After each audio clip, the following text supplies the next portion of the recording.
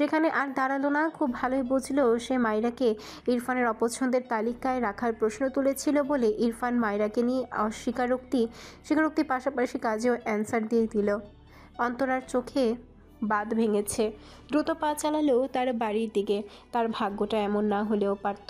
মায়রা ইরফানের দিকে রেগে তাকায়। অসভ্য লোক একটা। ইরফান ভাবলেশীন। পা হাতে মায়রাকে উঁচু করে ধরে গাড়িতে গিয়ে বসে। এবারেও ইরফান মায়রাকে তার কোলে বসিয়ে গাড়ি স্টার্ট দেয়।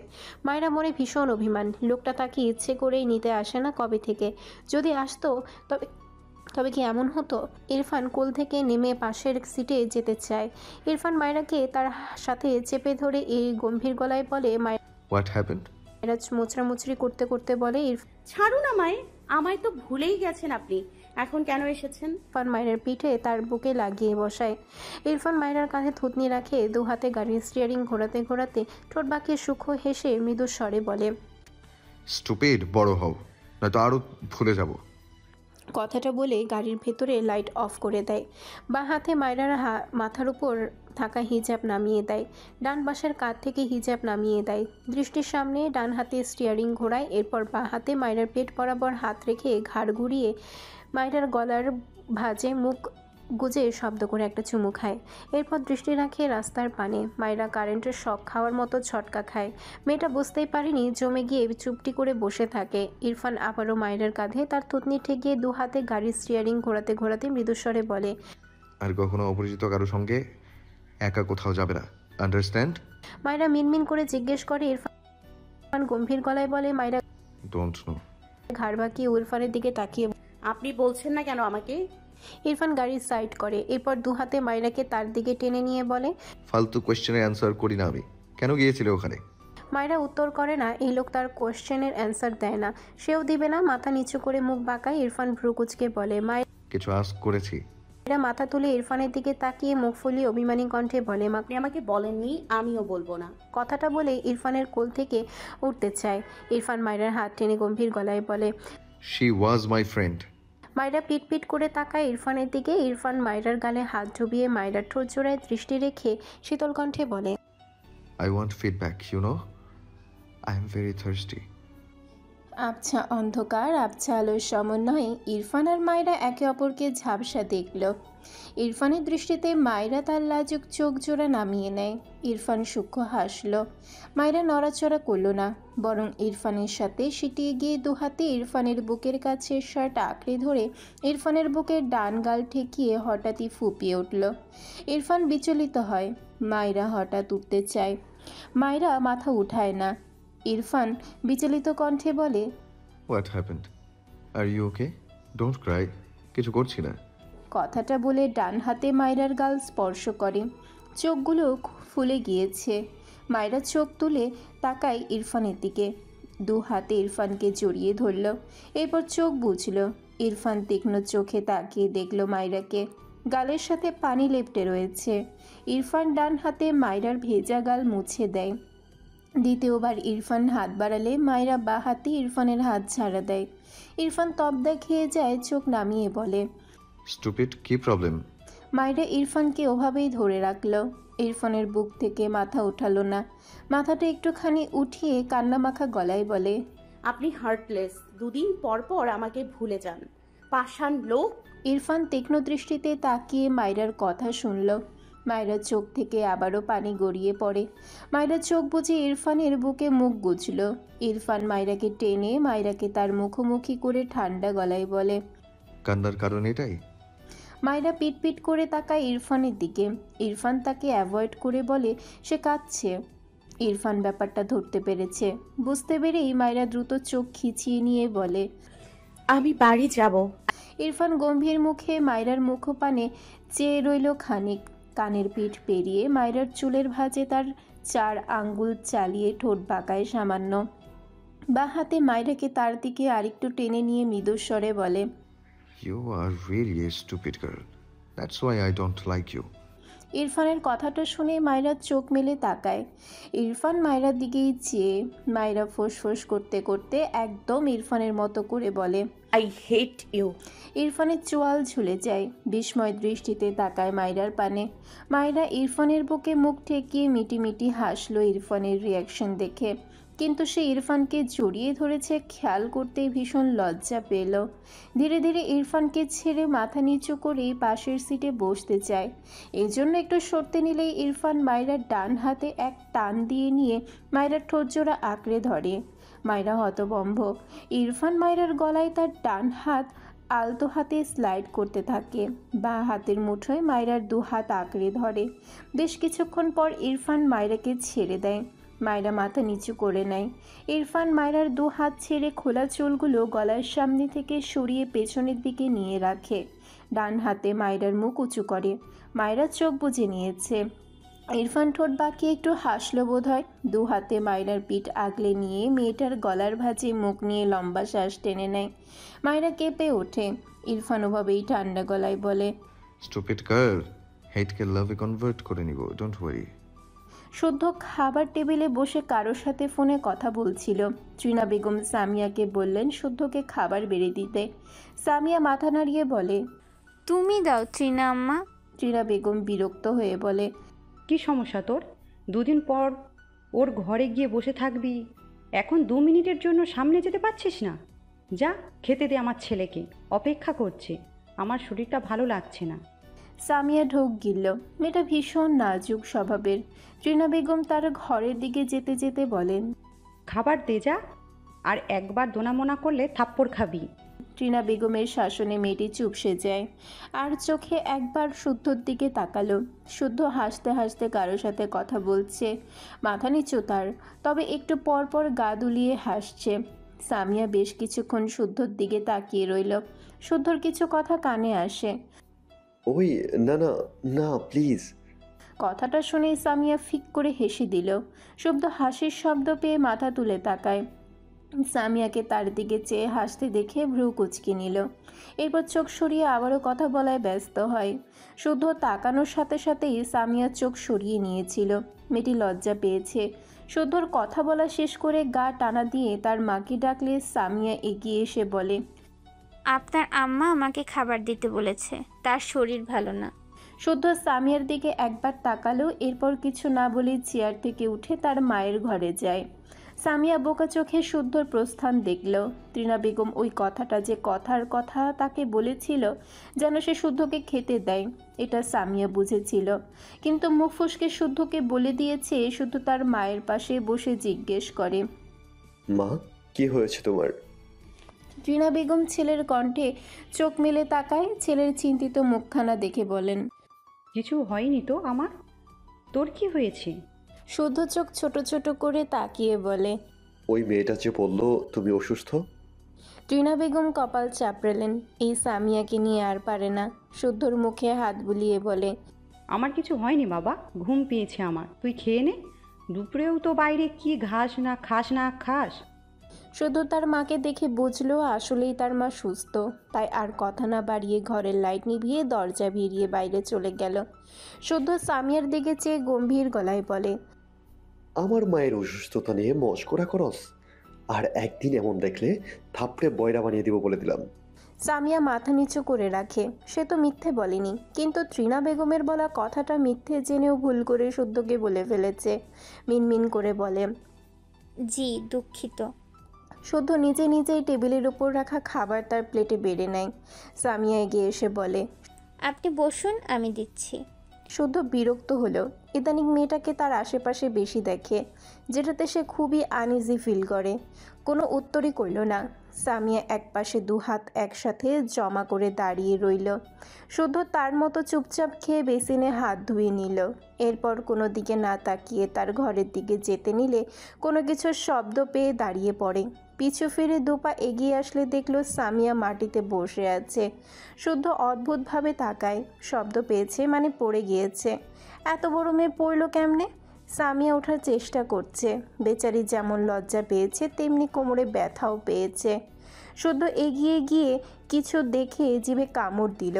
সে যখন ফোনে কথা বলছিল তখন ধান্দায় কখন গ্লাস থেকে যে পানি ফেলেছিল, কখনো ছিটিয়ে দিয়েছিল। বুঝলো এই মেয়ে তার ফেলা পানিতে পিছলা খেয়ে পড়েছে। শুদ্ধর হাসি পেল। নিজেকে না দমিয়ে শব্দ করেই হেসে ফেলল। সামিয়া লজ্জায় চোখ মুখ খিচিয়ে নেয়। শুদ্ধ একটু পর নিজেকে দমিয়ে নিল। এভাবে হাসাটা ঠিক নয়। কিন্তু এত ঠিক ভুল মনে থাকে নাকি? মেয়েটা উঠতে পারছে না দেখে সামিয়াকে সাহায্য করার জন্য হাত বাড়িয়ে দিয়েও দ্রুত হাত সরিয়ে আনলো। আয় হায়, করছিলটা কি? তার ফাড়া পাখির সম্পদ অন্য কেউ ছুঁয়ে দিলে তারই তো বুক ফাটে।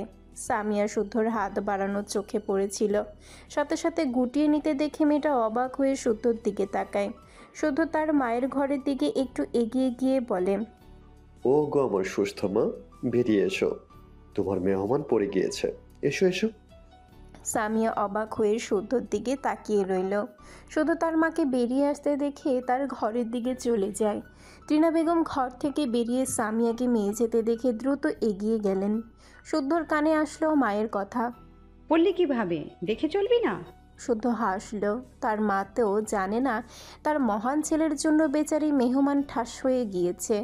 ভাবনার মাঝে শুদ্ধর ফোনে কল আসে। অন্তরার নাম্বার দেখে শুদ্ধ ভ্রু কুচকালো। বেশি না ভেবে কল রিসিভ করে। কিছু বলার আগেই ওপাশ থেকে অন্তরা ভাঙা গলায় বলে, শুদ্ধ, একটু দেখা করতে পারবি?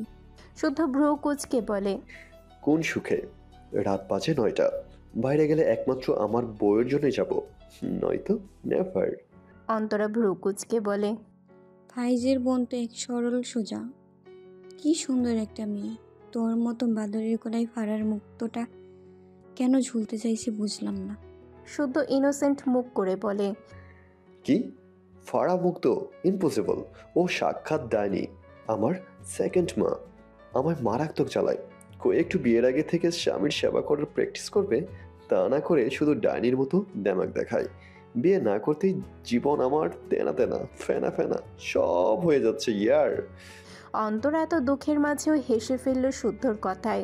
অতঃপর বলে, ভাই, আমি একটু দুঃখ প্রকাশ করতে কল করলাম, তুই আমায় হাসিয়ে মারবি নাকি? তুই সবার জীবন তেনা তেনা করে দিয়ে এসব বলছিস? Like seriously? শুদ্ধ নিজেও একটু হাসলো। একটু পরেই মুখটা ইনোসেন্ট বানিয়ে বলে, হ্যাঁ খুব। এত নিষ্পাপ বাচ্চা যে 5 বছরের বাচ্চাও তোকে দেখে আফসোস করবি। তারা এত ছোট হয়েও আমাদের শুদ্ধর মতো নিষ্পাপ হতে পারলো না কেন? শুদ্ধ ভোতা মুখ করে রাখলো। অন্তরা দীর্ঘশ্বাস ফেলে বলে, ইরফানের সাথে দেখা হয়েছিল? শুদ্ধ সাথে সাথে বলে ওঠে।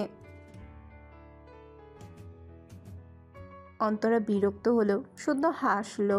অতঃপর এসব রেখে সিরিয়াস হয়ে বলে, মায়রাকে নিয়ে বলা ইরফানের কথাগুলো ভেবে অন্তরার চোখ জোড়া ভিজে উঠল। তাকে দেখিয়ে ইরফানের মায়রাকে চুমু খাওয়ার ব্যাপারটা চোখে ভাসতেই অন্তরার কেমন দম বন্ধ লাগলো। একটু চুপ থেকে নাক টেনে বলে, তোর ভাইয়ের কি একটু দয়া মায়া নেই শুদ্ধ? এতদিন ভাবতাম মনই নেই, কিন্তু বউকে নিয়ে যে সিরিয়াস, এখন বুঝলাম মন আছে, কিন্তু অন্যরা কি মানুষ না? তোর ভাই এত আয়োজন করে মানুষকে কষ্ট দেয় কেন বলতো? শুদ্ধ চুপ করে শুনল, কোনো উত্তর করল না। এসব তো নতুন নয়। অন্তরা আবারও বলে, আমি তো বলছি না তোর ভাইকে, তাকে আমাকে ভালোবাসতেই হবে। আমি কাকে ভালোবাসবো না বাসবো সেসব তোর ভাই কেন ঠিক করবে? শুদ্ধ এবারেও কিছু বলল না। মুখটা মলিন তার। সে কি করবে? তার হাতে তো কিছু নেই। অন্তরা ডান হাতে চোখের পানি মুছে বলে, আমার ওই মায়েরাকে খুন করতে ইচ্ছে করছে শুদ্ধ। আমি এতদিন ভাবতাম ইরফান হয়তো আমাকে না মানলেও কাউকে ভালোবাসবে না। এটা ভেবে একটু হলেও শান্তি পেতাম যে ও আমার না হলে অন্য কারোর তো হতো না। তো কিভাবে কাউকে নিয়ে তো ডেসপারেট হতে পারি? ওকে মায়েরাকে নিয়ে তো ডেসপারেট হতে দেখে আমার দম বন্ধ লাগছে। মেয়েটা আমার ছোট বোনের চেয়ে অনেক ছোট, কিন্তু আমি ওকে সহ্য করতে পারছি না। শুদ্ধ ভ্রু কুচকে বলে, ভার্সিটির কিছু এখানে রিপিট করিস না। তোর সব ইচ্ছে মনে চেপে রাখ। ইরফান মায়রার ব্যাপারে ভীষণ সিরিয়াস, আর ও কেমন সেটা তোকে নতুন করে চেনাতে হবে না আমার। এসব রেখে এটা ঘুমের ওষুধ খেয়ে কড়া ঘুম দেয়। অন্তরার চোখ থেকে টুপটুপ করে পানি গড়িয়ে পড়ে। নাক টেনে বলে, ইরফান যে বলতো আমি ওর ভালো ফ্রেন্ড, সেটাও ভুলে গিয়েছি। বন্ধুত্বের কথা ভেবেও তো আমার সাথে দুটো ভালো কথা বলে যায়। ভালো নাই বাসলো, বন্ধুত্ব ভেঙে গেল, মানুষের একটু হলেও তো কষ্ট হয়। ইরফানের হয় না? ও এমন কেন? শুদ্ধ বেশ কিছুক্ষণ চুপ থাকে। এরপর চাপা শ্বাস ফেলে বলে, ও নিজেকে এক্সপ্লেন করতে পারে না। তোদের মাঝে ঝামেলা হওয়ার পর ওর ডিস্টার্ব থাকার ব্যাপারটা আমি খেয়াল করেছি।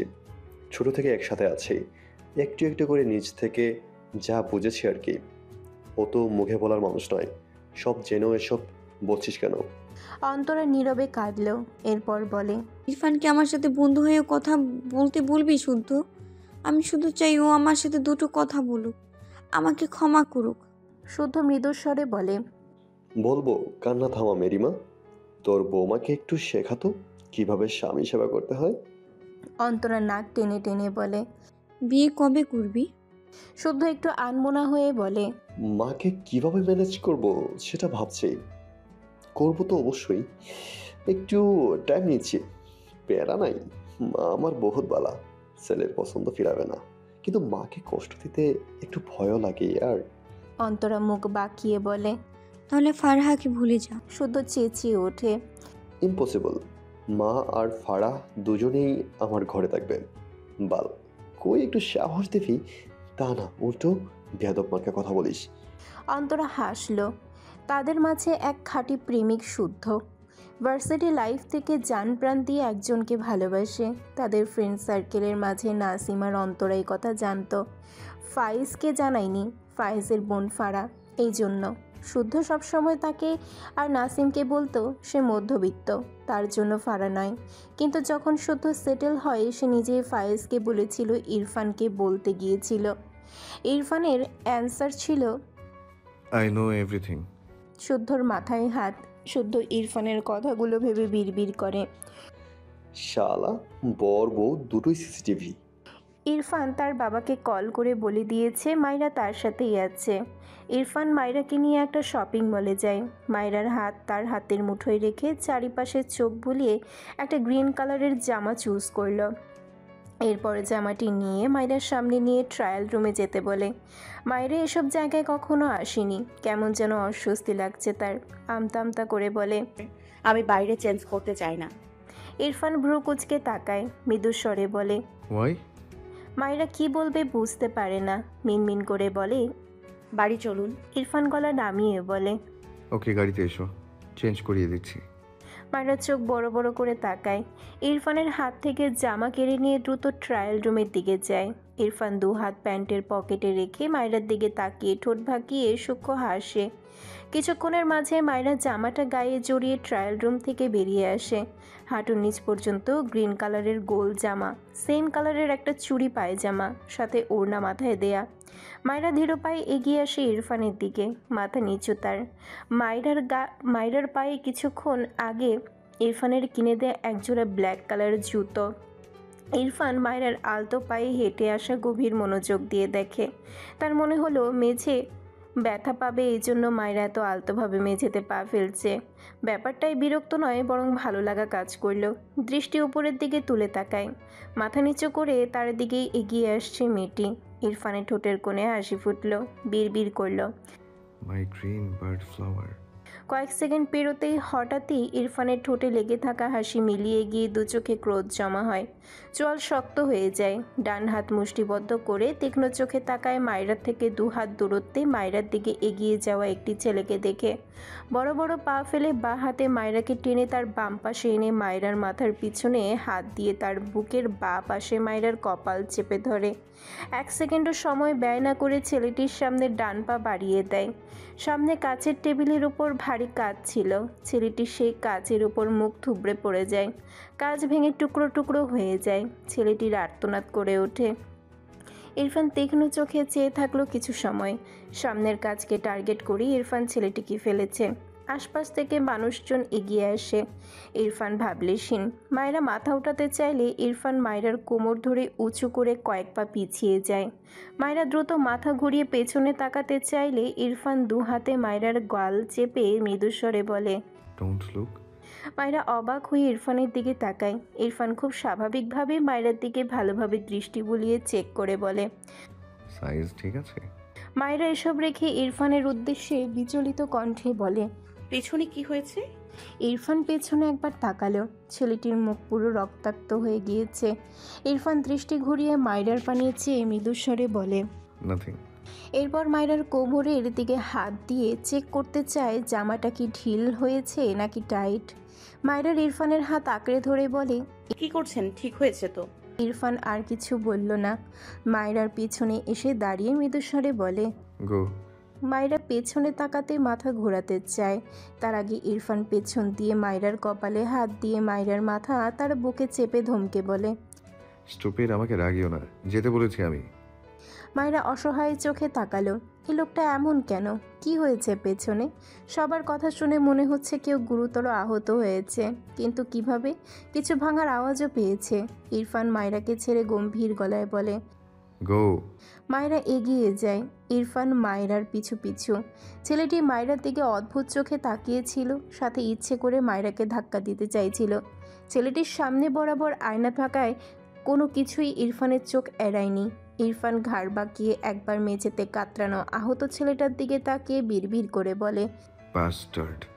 ইরফান মায়রাকে ট্রায়াল রুমে নিয়ে গিয়ে কাপড় চেঞ্জ করিয়েছে, মূলত মায়রাকে রিল্যাক্সে খাবার খাওয়ানোর জন্য। প্রায় সকাল থেকে কলেজ ড্রেস পরেই ছিল, আর মায়রার শুকনো মুখ দেখে সে বাড়ি পর্যন্ত যাওয়ার সময়টুকু নষ্ট করেনি। মায়রাকে চেঞ্জ করিয়ে সরাসরি একটা রেস্টুরেন্টে নিয়ে এসেছে। ইরফান মায়রার হাত ধরে রেস্টুরেন্টের ভেতর প্রবেশ করে। মায়রা আশেপাশে চোখ বুলায়। খুব সুন্দর লাগলো জায়গাটি তার কাছে। চোখ ঘুরিয়ে ঘুরিয়ে দেখতে লাগলো। পুরো রেস্টুরেন্ট জুড়ে অনেক সুন্দর লাইটিং করা। মায়রা শপিং মলের ঘটনা মাথা থেকে বের করতে পারছিল না, তবে এখানে এসে তার মন ভালো হয়। ইরফান মায়রাকে নিয়ে এক কোণায় গিয়ে বসে। মায়রাও চুপচাপ ইরফানের পাশে ভদ্র হয়ে বসে। ইরফান মায়রাকে জিজ্ঞেস করল না, নিজে থেকেই মায়রার জন্য হাঁসের মাংস দিয়ে বাসমতি চালের ভাত দিতে বলে ওয়েটারকে। মায়রা অবাক হয়ে তাকায় ইরফানের দিকে। মায়রার ভীষণ প্রিয় হাঁসের মাংস। মায়রার মনে প্রশ্ন জাগে, এই লোকটা কি জানে তার হাঁসের মাংস পছন্দ? দুপুরেও না খেয়ে তার পেট একদম ফাঁকা। এই খাবারটাও ওই যে একদিন ইরফান তাকে গাড়িতে এনে দিয়েছিল, এরপর আর খাওয়া হয়নি। মেয়েটির মুখে হাসি ফুটে ওঠে। ইরফান কারোর সাথে কলে কথা বলছে। মায়রার হঠাৎই ঠান্ডা লাগে। এখানে এসি দেয়া। এসিতে মায়রা বেশিক্ষণ থাকতে পারে না। মেয়েটা দু হাতে নিজেকে গুটিয়ে নেয়। ইরফান ব্যাপারটা খেয়াল করতে বা হাতে মায়রাকে টেনে তার কোলে বসায়। মায়রা চোখ বড় বড় করে তাকায়। এখানে আশেপাশে কত মানুষ। মায়রা বিড়বিড় করে, ছাড়ুন আমায়। ইরফান মায়রার কথা শুনল না। ফোন টেবিলে রেখে কানে ব্লুটুথ লাগিয়ে কথা বলতে থাকে। দু হাতে মায়রাকে তার বন্ধনীর মাঝে নিয়ে নেয়। এরপর মায়রার উদ্দেশ্যে মৃদুস্বরে বলে, আর শীত করবে না, ডোন্ট টক। মায়রা ঢোক গিলল। আশেপাশে চোখ বুলিয়ে দেখলো তেমন কেউ তাকায়নি তাদের দিকে। দু একজন মাঝে মাঝে তাকাচ্ছে। মায়রা লজ্জা পেল, তবে কিছু বলল না। তার অনুভূতি বুঝতে পারে না, তবে মনটা কি ভীষণ ফুরফুরে লাগলো। তার সত্যি এখন আর শীত করছে না। মায়রার অস্বস্তি হয়েছে ইরফানের কোলে বসে খেতে। মেয়েটা অনেকবার নামিয়ে দিতে বলেছে, ইরফান ধমকে থামিয়ে দিয়েছে। মায়রা উপায় না পেয়ে মাথা নিচু করে গপাগপ খেয়ে নেয়। আশেপাশে আর তাকায়নি। একটা গান শোনো। শুদ্ধর কথা ইরফান বিরক্ত হলো। সে এক মনে ফোন স্ক্রোল করছে। শুদ্ধ হতাশ কণ্ঠে নাসিমের উদ্দেশ্যে বলে, আজ আমার কাকের গলা, মানুষের কুকিলের গলা, তাই আমায় দাম দিচ্ছে না কেউ। নাসিম হাসলো শুদ্ধর কথায়। তাদের ফ্রেন্ড সার্কেলের মাঝে ইরফান আর অন্তরার গানের গলা অনেক ভালো, তবে ইরফানের গানের গলা একেবারে মারাত্মক ভালো বলা যায়। কিন্তু এই ইরফানটার হাতে পায়ে ধরেও একটা গান শুনতে পারে না তারা। নাসিম বেঞ্চের দুপাশে দুপা দিয়ে ইরফানের দিকে চেয়ে বলে, আরে শোনো একটা গান, অনেকদিন পর আবদার করলাম, বন্ধু হই না, শোনো। কোথা থেকে অন্তরা এসে নাসিমের থেকে একটু দূরত্ব রেখে বসে বলে। কি হয়েছে? শুদ্ধ হতাশ কণ্ঠে বলে, আমিও তোদের মতো কোকিল হতে চাই, ইরফানের ভাব আর নেওয়া যাচ্ছে না। অন্তরা ইরফানের দিকে আর চোখে চেয়ে হাসে। এরপর হঠাৎই একটা গান গেয়ে ওঠে। ইরফান বোধহয় শুনল না। অন্তরা ইরফানের দিকে চেয়ে মৃদু হেসে গানটা গাইল। সবাই বাহবা দিল। শুদ্ধ এবার ইরফানকে তেল মাখে। ও কোকিল, কোকিল শোনা, একটা গান শোনা, তোকে আমি তুন্দুল বউ কিনে দিব, দোলান শোনা নেই। ইরফান বিরক্ত হলো। দুঃখের বিষয় ইরফানকে এত তেল দিলেও ইরফান শেষমেশ দু লাইনও গান গাইল না। সবাই হতাশ হলো। কখনো ইচ্ছে করলে ইরফান একা একাই গায়, শুদ্ধ ফাইজ কেউ এসে তার পাশে বসলে স্টপ হয়ে যায়। এভাবেই তাদের বেশ কয়েকবার ইরফানের গলায় গান শোনা হয়েছে। সেই দিনের কথাগুলো ভেবে শুদ্ধ দীর্ঘশ্বাস ফেলল। সে ইরফানের বাসায় এসেছে। ইরফানকে অন্তরার কথা বলতে ইরফান রেগে যায়। শুদ্ধ তাদের ভার্সিটি লাইফের ছোট্ট একটা ভিডিও ওপেন করে দেখায় ইরফানকে। শুদ্ধর এই অভ্যেস আছে, অনেক ভিডিও তার কাছে সেভ আছে। ইরফান কিছু বলল না, শুধু দেখলো তাদের সবার ভার্সিটি লাইফের ছোট্ট ছোট্ট কাহিনীগুলো। শুদ্ধ ফোন পকেটে রেখে বলে, অন্তরার সাথে ফ্রেন্ডশিপটা ঠিক করে নে ইরফান, আগের কথা ভুলে যা। ইরফান বসা থেকে দাঁড়িয়ে যায়, রেগে বলে। ইম্পসিবল। শুদ্ধ অসহায় চোখে চেয়ে বলে, ইরফান, অন্তরা আমাদের ফ্রেন্ড, আগের সব ভুলে যা। অন্তরা ফ্রেন্ডশিপ নষ্ট হওয়ার জন্য কষ্ট পায়। ইরফান চোখ বুজে শ্বাস ফেলে, এরপর শান্ত গলায় বলে, she was like my sister, but সে নিজ হাতে এই রিলেশন ডিস্ট্রয় করে দিয়েছে। কথাটা বলে আর দাঁড়ায় না, শুধু চুপ করে রইল। ইরফানের কথাটা ভাবলো, কেন যেন প্রাণহীন হাসলো। তার ভীষণ আফসোস হলো ইরফান বোনের মতো অন্তরাকে হারিয়ে খুব ভালো নেই, অথচ সে ছাপ এই ছেলেটা তার কোথাও এক বিন্দু কেন রাখে না। ইরফান শুদ্ধর ঘর থেকে নিজের ঘরে আসে। মায়েরা বিছানায় এলোমেলো হয়ে ঘুমিয়ে আছে। ইরফান ঘড়িতে একবার সময় দেখল, রাত 11টা। বেশ অনেকক্ষণ মায়রার মুখপানে চেয়ে রইল ইরফান। এগিয়ে এসে মায়রার কাছ ঘেঁষে দাঁড়ায়। মায়রা নড়ে চড়ে ওঠে, চুলগুলো মুখের উপর আসায় মায়রা বিরক্তিতে চোখ মুখ কুঁচকে নেয়। ইরফান একটু ঝুঁকে ডান হাতে মায়রার অবাধ্য চুলগুলো মুখের উপর থেকে সরিয়ে দেয়। ঠোঁট বাঁকিয়ে সামান্য হেসে মৃদুস্বরে গেয়ে ওঠে, তোকে একার দেখা লুকিয়ে কি মজা, সে তো আমি ছাড়া কেউ জানে না। মায়রা কলেজে যাওয়ার জন্য বোরখা পরছিল। ইরফান হঠাৎই কোথা থেকে যেন এসে মায়রার হাত টেনে ধরে। মায়রা ভ্রু কুঁচকে পিছু ফিরে তাকায়। ইরফান মায়রার হাত থেকে বোরখা নিয়ে ছুঁড়ে ফেলে। মায়রা বিস্ময় কণ্ঠে বলে, কি করছেন? আমি কলেজ যাব। ইরফান গম্ভীর গলায় বলে, ও এই কলেজে আর পড়বে না। মায়রা কি বলবে বুঝে পায় না, অবাক হয়ে বলে, তো তাহলে কোথায় পড়বো? ইরফান মায়রার মাথায় এলোমেলো চুল কানের পিঠে গুজে দেয়, মৃদুস্বরে বলে, নিউ কলেজ। মায়রা বিরক্ত হয়। এই লোকটা একটা অদ্ভুত প্রাণী। সে এই কলেজেই পড়বে। গতকালকেই কয়েকজনের সাথে একটু একটু বন্ধুত্ব হয়েছে। আর এই লোকটার বান্ধবীটাও কত ভালো, কলেজটাও খুব ভালো। সব মিলিয়ে মায়রার এই কলেজ ভালো লেগেছে। মায়রা ইরফানের সামনে থেকে সরে গিয়ে মেঝে থেকে বোরখা তুলে নেয়। ইরফান আবারও মায়রার হাত থেকে বোরখা কেড়ে নিয়ে চোখ রাঙিয়ে বলে, স্টুপিড, আমায় রাগিও না। একটু থেমে মায়রার গালে হাত দিয়ে নরম গলায় বলে, ওর চেয়ে ভালো কলেজে তোমায় অ্যাডমিট করিয়ে দিব, ওকে? মায়রা পিটপিট করে ইরফানের দিকে তাকিয়ে বলে, কিন্তু এই কলেজে পড়লে কি হবে? এই কলেজের কিছু পার্সন তোমার প্রপার্টির দিকে নজর দেয়। মায়রা বোকা চোখে তাকায় ইরফানের দিকে, অতঃপর বলে, আপনি কি পাগল? আমার তো সম্পদই নেই, কেউ নজর দেবে কিভাবে? কি সব আজগবি কথাবার্তা। ইরফান বিরক্ত চোখে মায়রার দিকে তাকায়। মায়রার দু কাঁধ দু হাতে চেপে ধরে রেগে বলে, স্টুপিড, থাপ্পড় দিয়ে সব দাঁত ফেলবো তোমার। মায়রা মুখ ফোলায়, মাথা নিচে করে বলে, আমি ওই কলেজেই পড়তে চাই, প্লিজ। ইরফান মায়রাকে ছেড়ে গম্ভীর গলায় বলে, নো। মায়রা হঠাৎই ইরফানের দু হাত তার দু হাতে ধরে বাচ্চাদের মতো আবদার করে, প্লিজ, আমি ওই কলেজে পড়তে চাই। আপনার সব কথা শুনবো, একদম প্রমিস। ইরফান কেমন অদ্ভুত চোখে তার দু হাতের দিকে চেয়ে আছে। যে দু হাত আপাতত মায়রা তার দু হাতে ধরে আছে, ঠিক যেমন বাচ্চারা কারো কাছে তাদের ইচ্ছে পূরণ করতে আবদার করে। ইরফান দৃষ্টি ঘুরিয়ে মায়রার মুখের দিকে তাকায়। মায়রা চাতক পাখির ন্যায় ইরফানের দিকে চেয়ে আছে উত্তরের আশায়।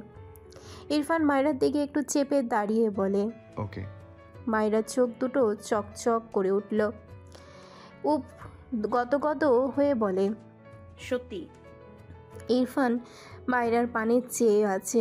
মায়রা হেসে মাথা নাড়িয়ে বলে, আপনি অনেক ভালো। কথাটা বলে ইরফানের দু হাতও ছেড়ে পিছু যেতে নিলে ইরফান বা হাতে মায়রাকে তার সাথে চেপে ধরে। মায়রা পিটপিট করে ইরফানের দিকে তাকায়। ইরফান মায়রার গালে ডান হাত ডুবিয়ে মৃদুস্বরে বলে, আই নো তুমি তোমার উইশ অনুযায়ী চলাফেরা করতে চাও, ফ্রিডম চাও, বাট তোমার সব উইশ পূরণ হবে না। লাইক তোমার সব কাজে ইরফান নেয়াজই থাকবে, আন্ডারস্ট্যান্ড? মায়রা বোঝার চেষ্টা করছে, তার কোন ইচ্ছে পূরণ হবে না। তাকে তো কলেজে পড়তে দিবে বলল, নাকি মত চেঞ্জ করলো? মায়েরা অসহায় মুখ করে বলল, আমি এই কলেজেই পড়তে চাই। ইরফান মায়েরাকে ছেড়ে ওয়াশরুমে যেতে যেতে গম্ভীর গলায় বলে, স্টুপিড, বলেছি তো ওকে। মায়েরার মন ভালো হয়, কিন্তু তার কোন ইচ্ছে পূরণ হবে না এটা মায়েরা বুঝলো না। ভাবনা রেখে সে ঝটপট রেডি হয়ে নিল, নয়তো কলেজে লেট হয়ে যাবে। তার রেডি হওয়া শেষ। এর মধ্যে ইরফান শাওয়ার নিয়ে বেরিয়ে আসে ওয়াশরুম থেকে। মায়েরা একবার ইরফানের দিকে তাকিয়ে বাইরে বেরোতে নিলে ইরফান গম্ভীর গলায় বলে, বাইরে ওয়েট করবে।